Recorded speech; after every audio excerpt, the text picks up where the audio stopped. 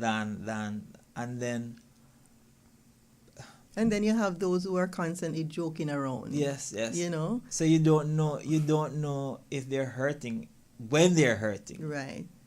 And that is also critical.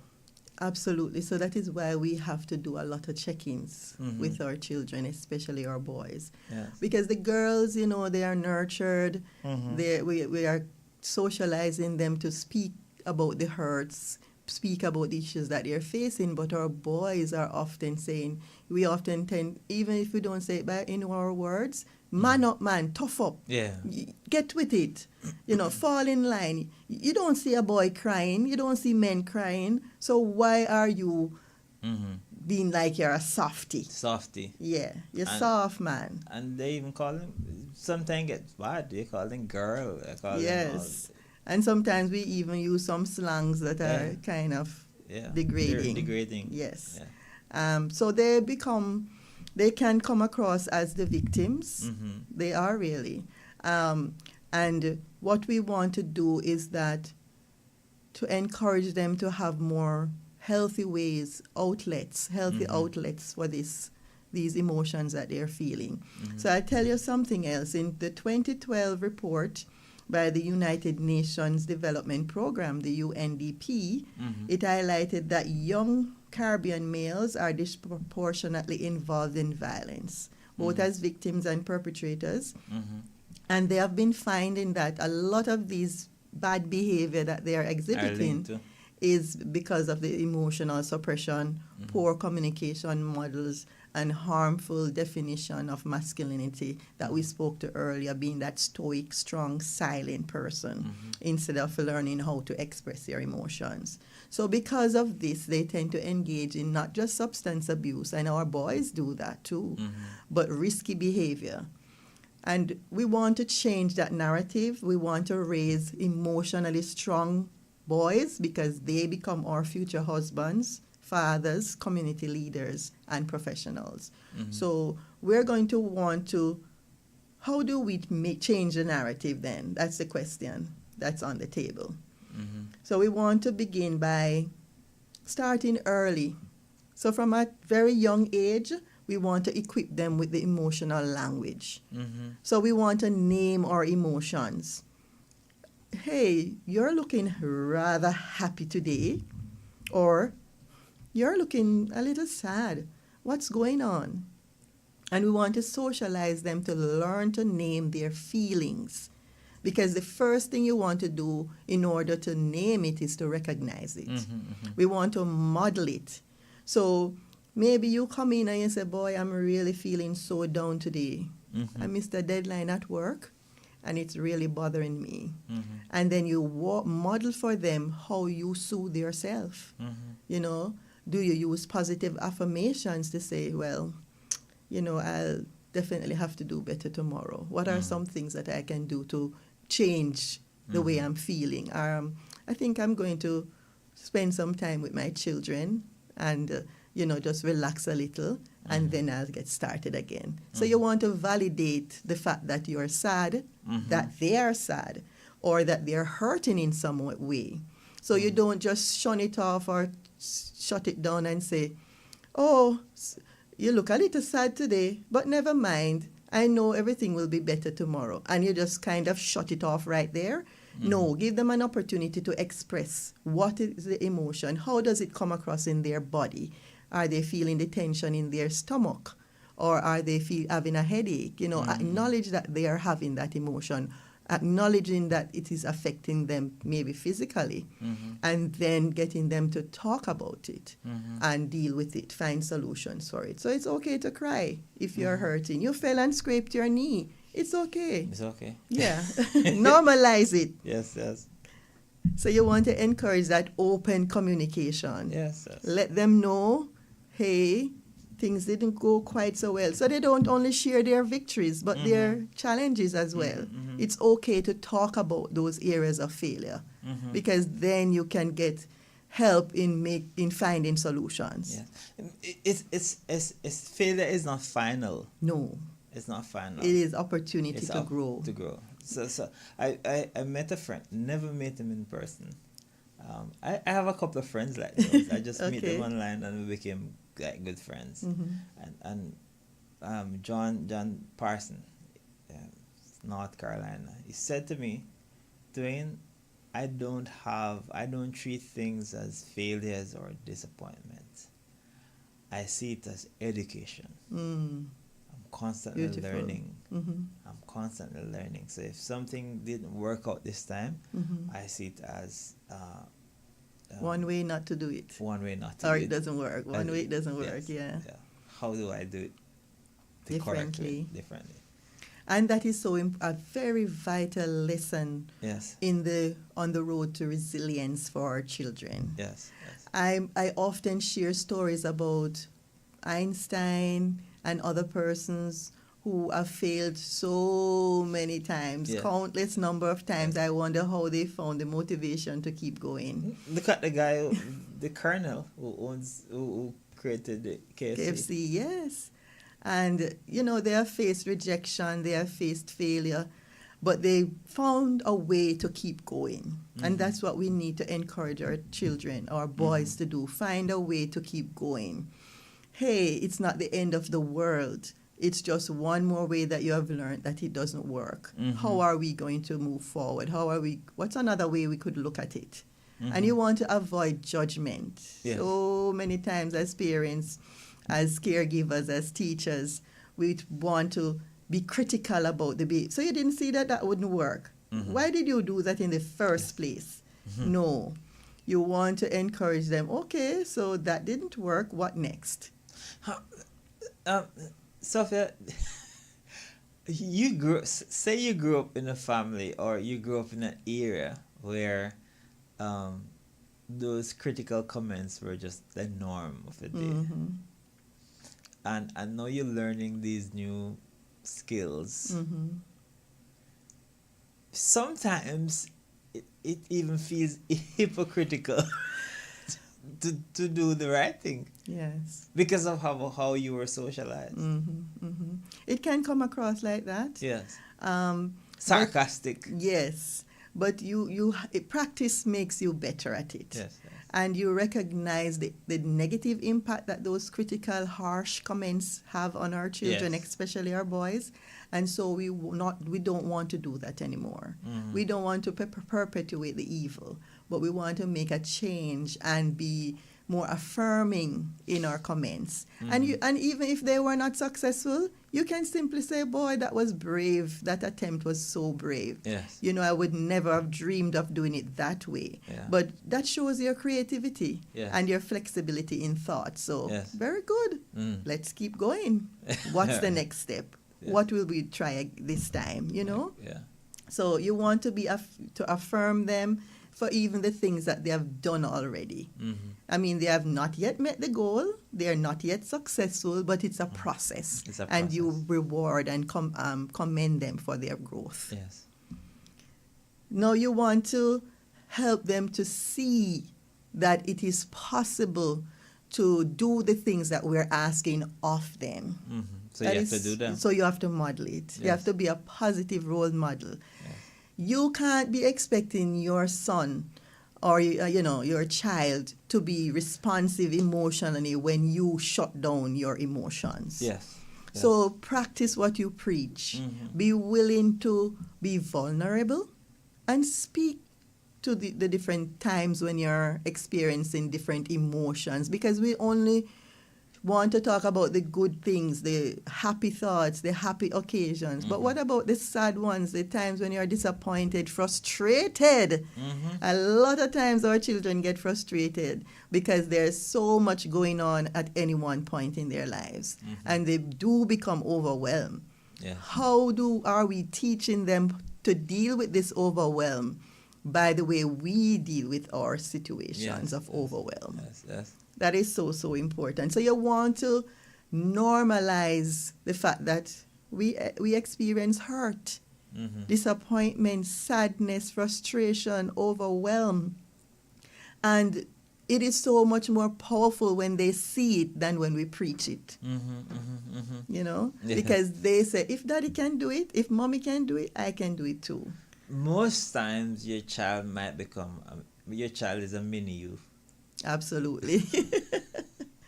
and you see yourselves in your children, and sometimes it's hard to deal with that. So when you find that it's hard to deal with your children, then you just see it as a mirror to say, oh, other people find it hard to deal with. Other people find it hard to deal with me. Yes, Yes. yes, yes. That can be quite revealing. Yes.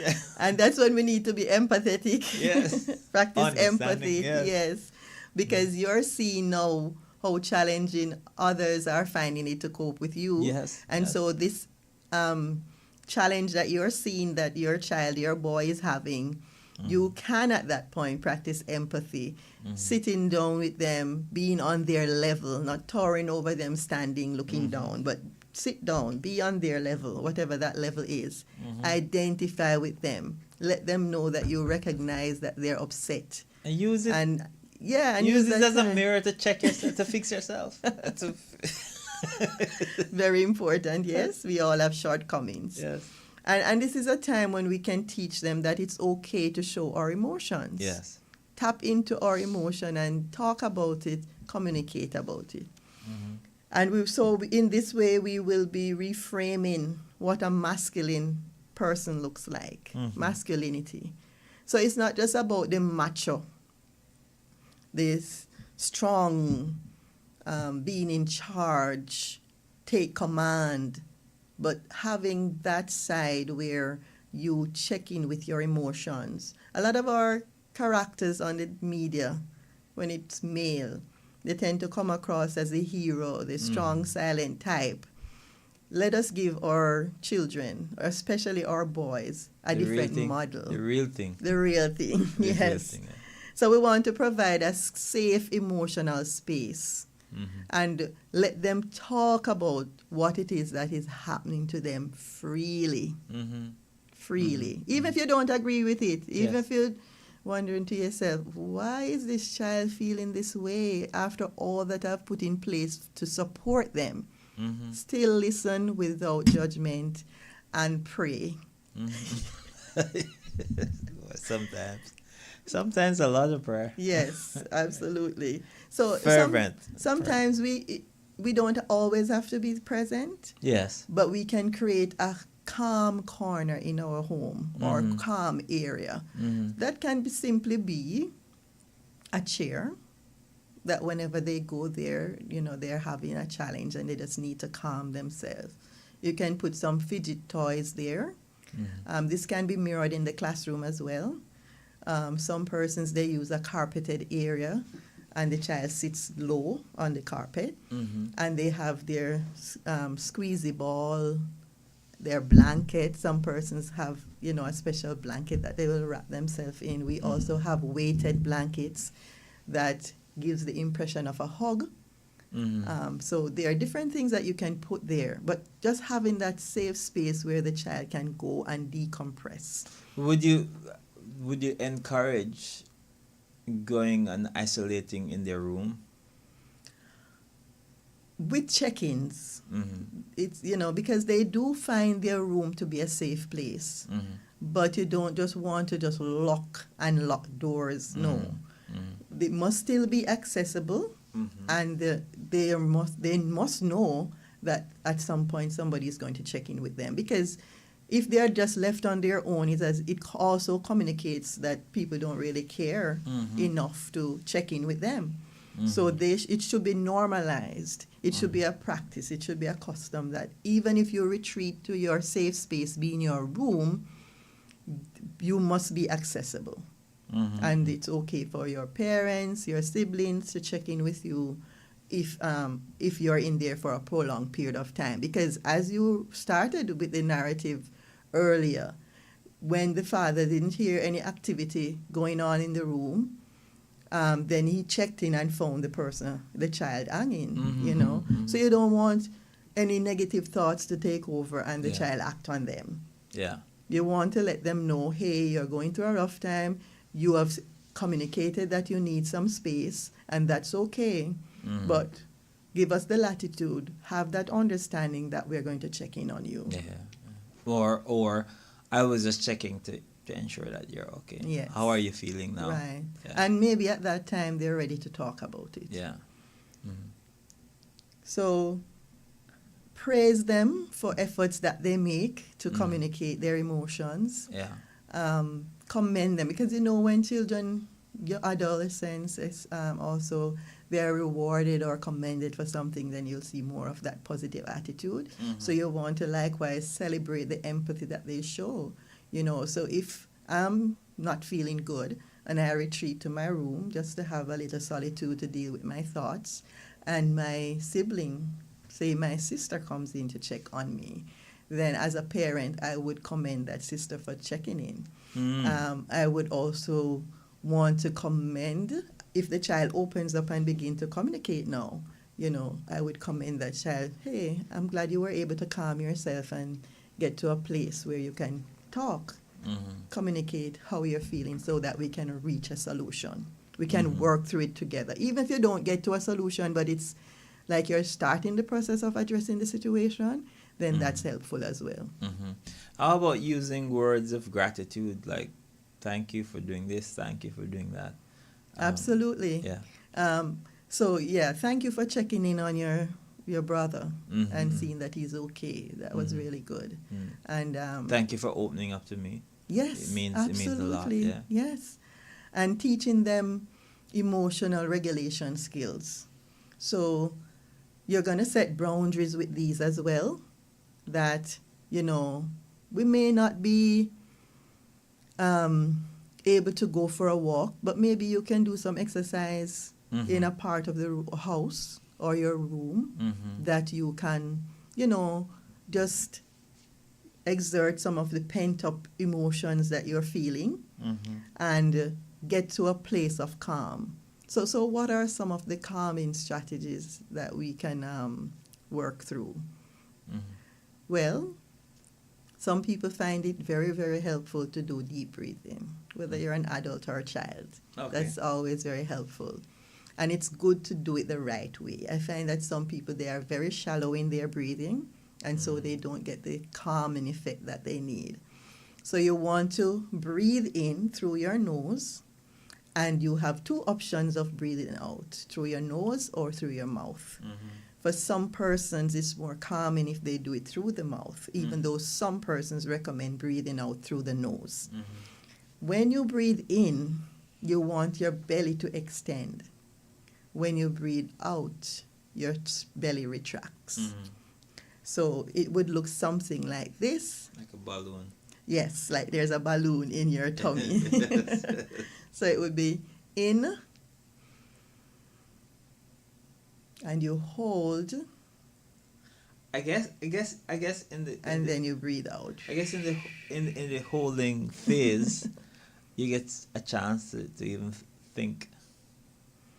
You're actually not thinking, you're focusing on your breath. Yeah. Yeah. So Okay. that's the thinking that we would want to, because it's supposed to distract you from your strong emotions and your ruminating thoughts. Those thoughts, they tend to be very negative. Oh, I hate myself. I wish I hadn't said that. I wish I didn't do that.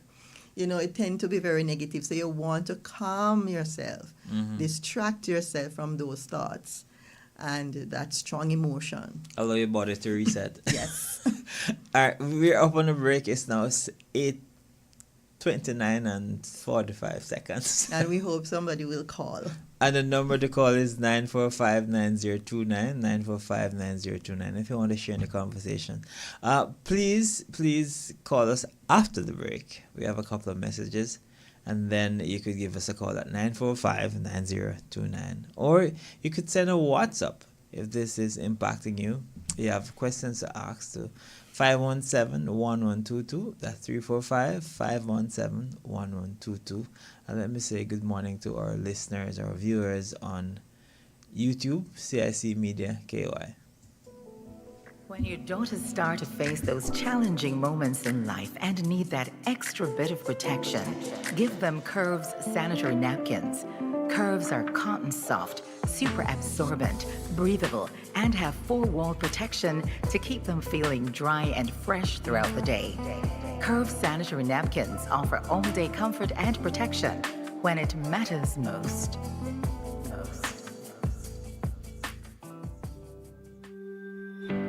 The Adventist Book and Nutrition Center is pleased to present our now and buried treasure brands of natural supplements. These highly acclaimed products range from general health, botanicals and herbal products, probiotics, digestive enzymes, amino acids, minerals, vitamins, nutritional oils, and omega-3 and fish oils. Additionally, our products include heart health supplements, immune system boosters, and male and female health support. Call us today at 345-640-2647. That's 345-640-2647. You could also reach us at 345-949-2647. That's 345-949-2647. We look forward to seeing you from 9 to 5 on Monday through Thursday and from 9 to 3 on Fridays at 209 Walkers Road, Georgetown.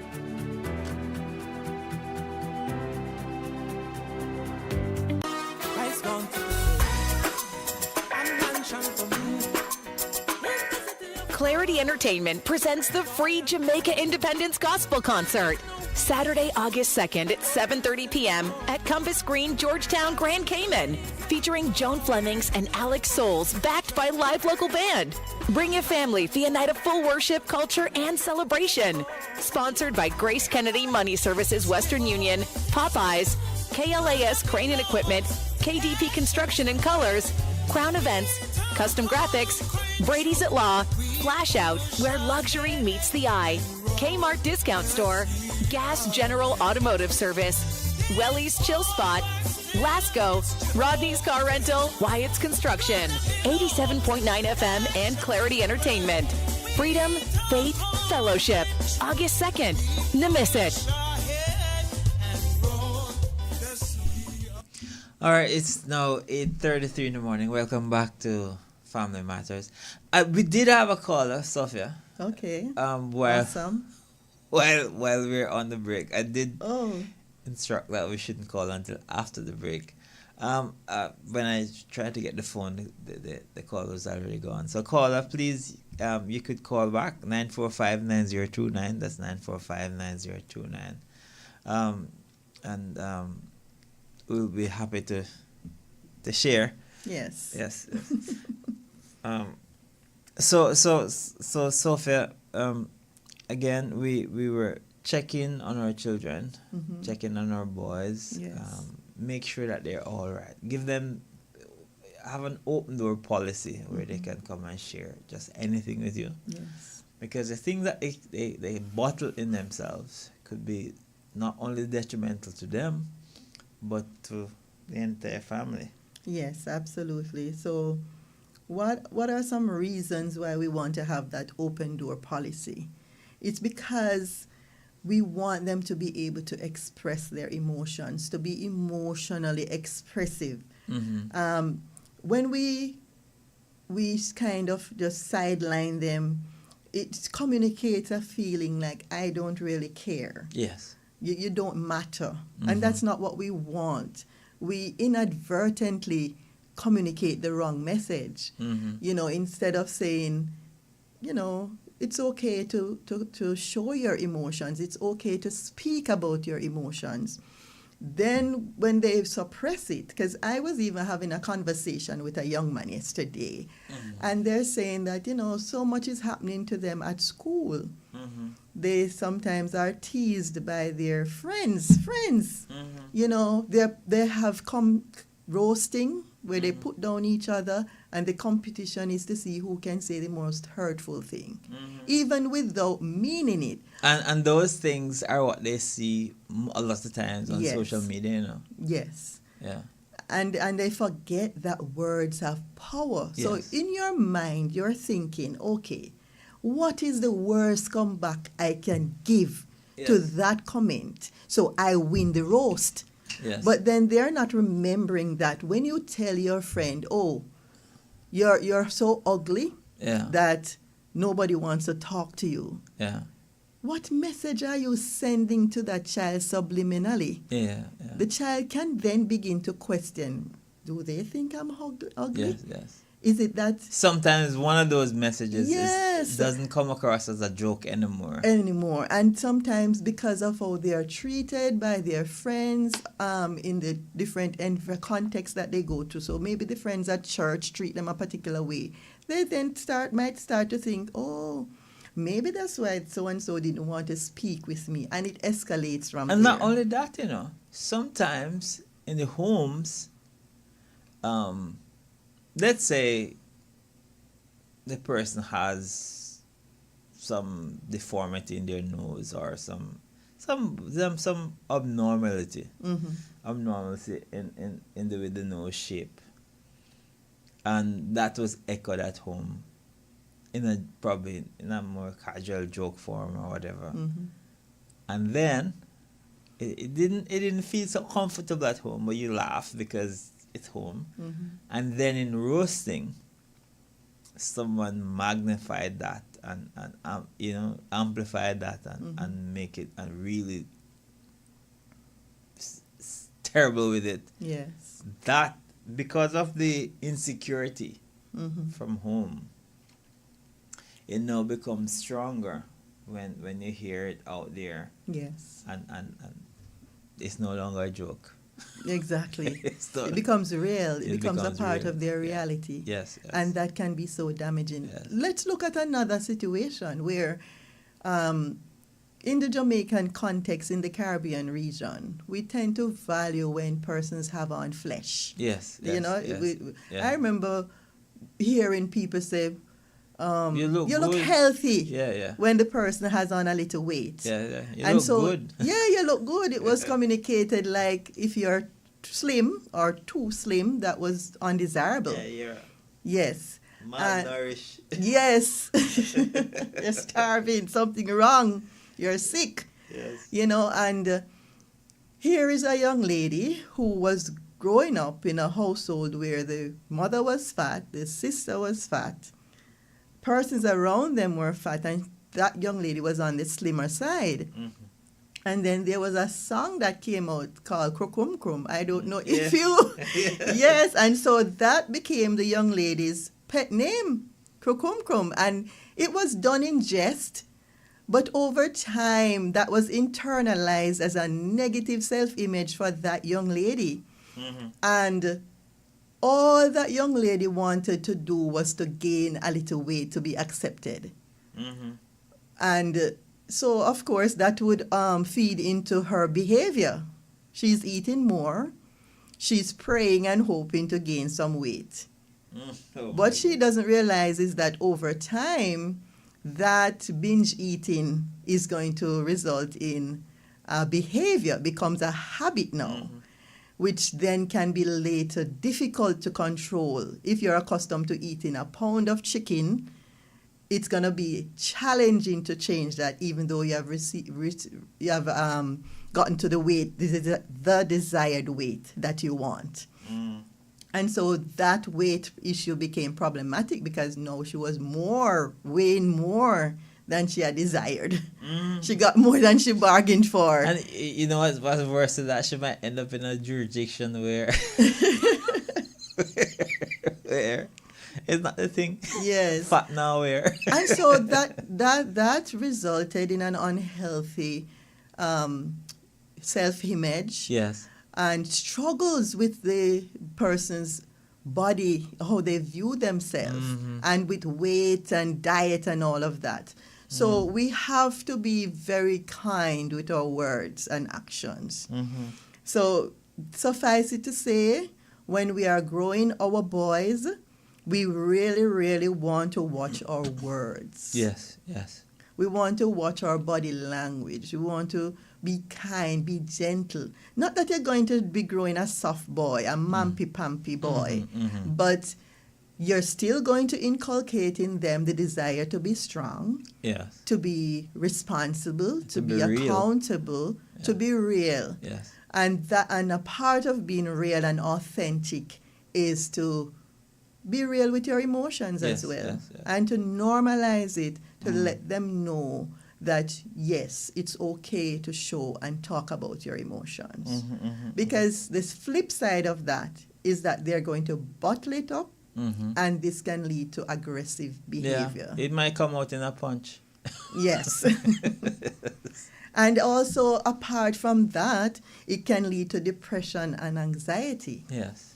you know, where they feel like they can't be real, they can't be authentic. So I'm just going to take myself away. I'm just going to take away myself. I'm going to just seclude. I'm going to isolate. And because if I feel like crying, I'm going to hide to do it.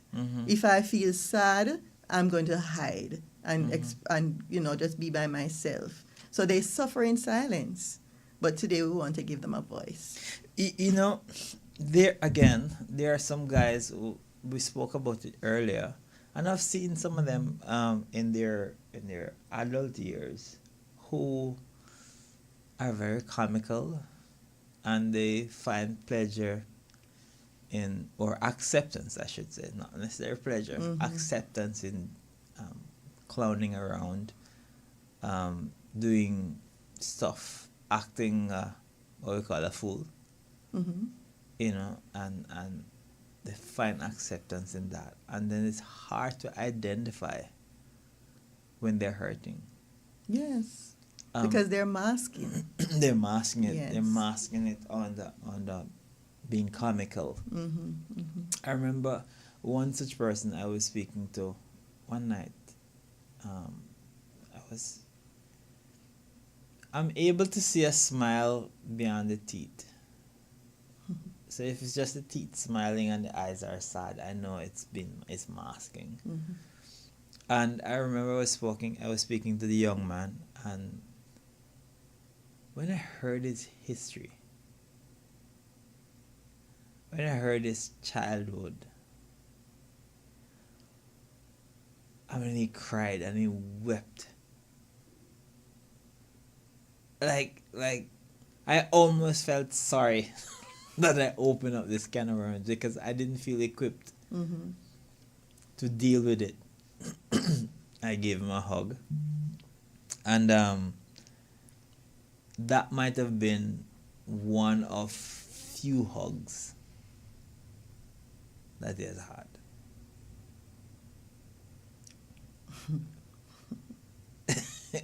You understand? I chuckle because I was having a debate over the weekend about, is it right to hug our boys?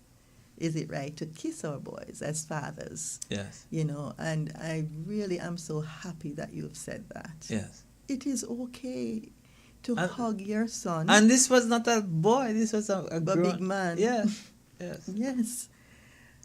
And I'm happy that you were able to find that in your heart. Well, that's the only thing. I was without words. That was the only thing that I could offer as comfort. And do you think the person came away from that experience thinking that you were a homosexual? No. Because that is what is at the back of That's some a people's mind, stigma. that they are going to perpetuate that. No, that just came to my mind a while ago. If someone was looking on, onlooker, and this was relatively secluded area, there was some light, but you pass and see me hugging a person, because it was emotional. It was that's all I had to give. That's all I there are times when you're without words, and all you can do to express your concern or your empathy or sympathy is a hug. Yes. And that's powerful. And no word can really express it like sometimes a hug can. Yeah. So if you saw me, that was the situation. That was the situation. Yeah, but it's years ago. But yes. I'm just saying.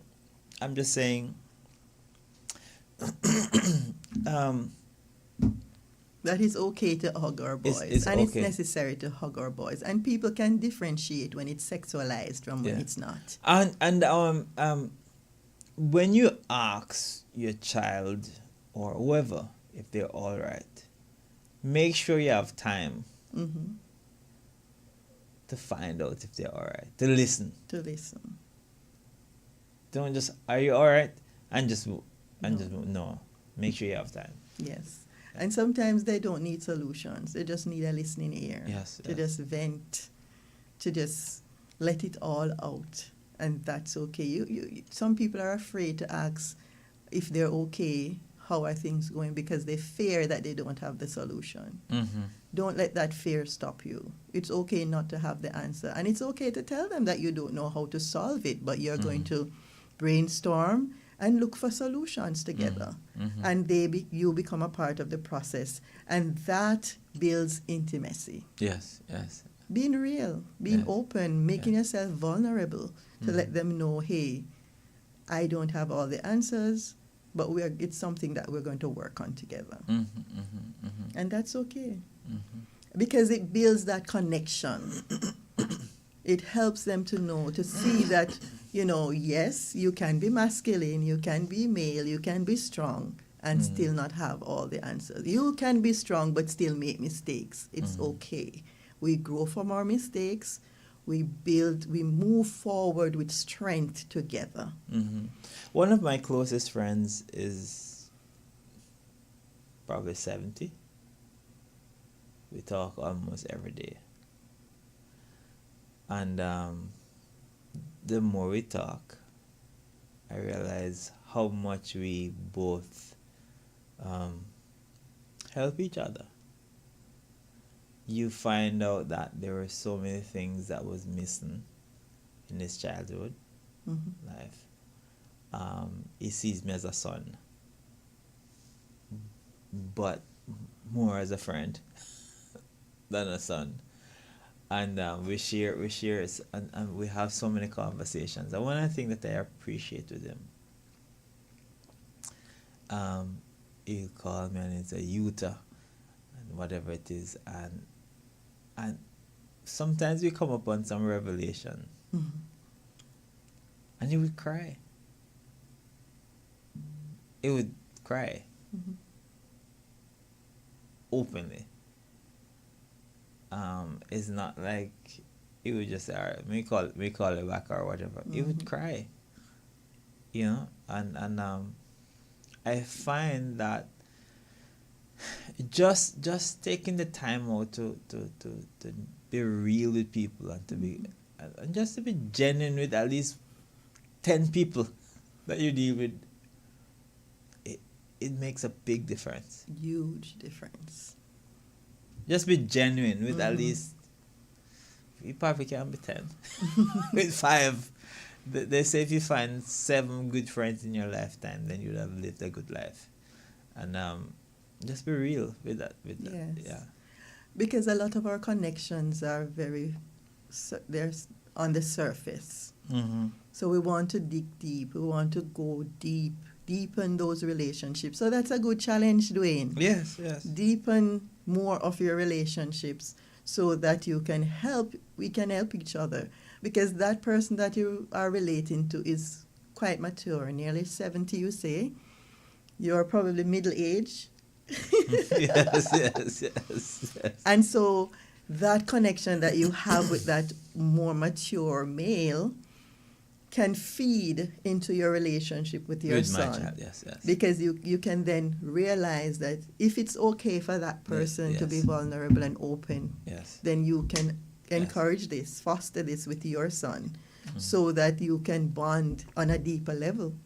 And it spirals off, Yes. because how you and your son relates and how you and your child relate, they now relate to their peers in that way. Absolutely. And sometimes what you do with your child, you're